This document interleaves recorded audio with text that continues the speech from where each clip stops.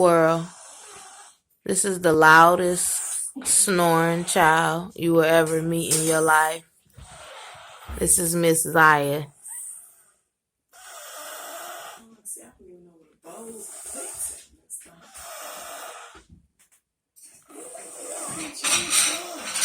I want to get a close-up because I want y'all to know this is the loudest snoring child.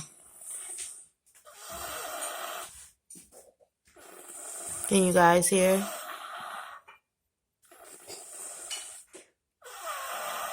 When your kids don't want to sleep in the bed and they want mommy all the time, this is what you have to do. You have to put them on top of each other. Make them feel like each other is mommy, stacked up in the chair.